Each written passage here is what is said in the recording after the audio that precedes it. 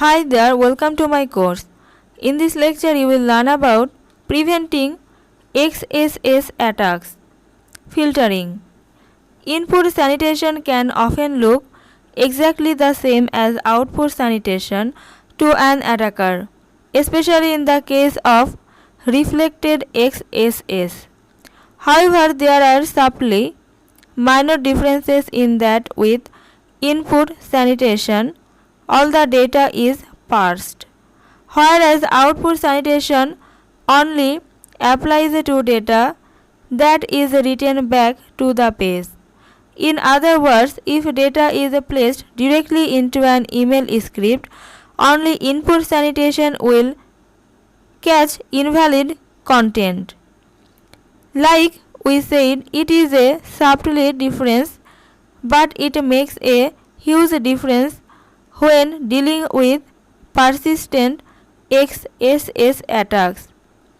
In this case, output sanitation is the best option due to the complexity of trying to capture all malicious data. Input blocking is a simple concept and is similar to input sanitation. However, blocked content is immediately reflected back to the page. The most common place to find this is in error conditions, which are found all over the internet. Let us take a very simple example and say there is an input that requests a phone number. That phone number should take a specific format.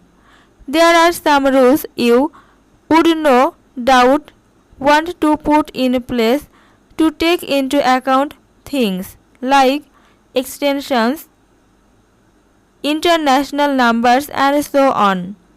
If the input does not fit the syntax of the expected data, the principle of input blocking would output a message stating you cannot enter the input until the data matches the input type expected by the application. Here is an application of an error condition. This is the example.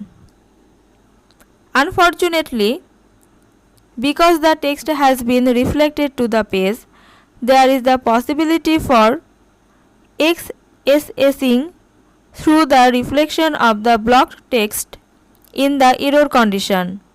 Error conditions yield the vast majority of reflected XSS on the internet.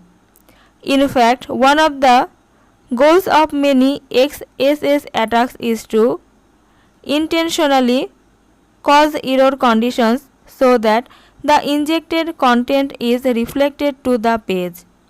So it would seem that blocking inputs has issues. What about input sanitation? Input sanitation is designed to exrub the content that the user inputs. After it has been scrubbed, it will no longer be dangerous and therefore can be passed on to the application. Many websites perform this method because it is the most seamless. There are many problems regarding input sanitation. For one, it is far more complicated than it sounds. Let us take a very simple example where the text of the page is set up to stripe out the text angle bracket script.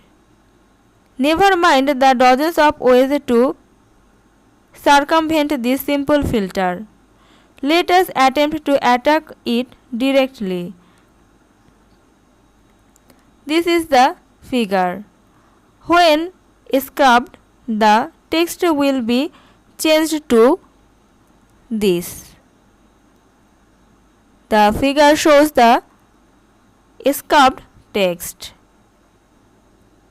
At a first glance, this might appear to be a very solid filter, taking into account all the obvious issues out there, while still allowing some things like image, tags, and links. The filter is intended to allow content that is non-malicious while blocking anything else. It even takes into account hypertext markup language encoding in both hexadecimal and decimal format.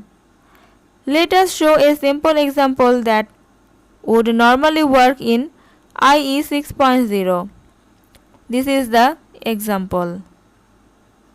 This will fail because and hash x09 is a known string that is blocked by the filter. It would seem that this filter has done a pretty good job at first blush. But what it has failed to understand is that by trying to sanitize it ends up allowing our vector to fire due to the modification it makes to the code. This is the code. A and hash x26 is an ampersand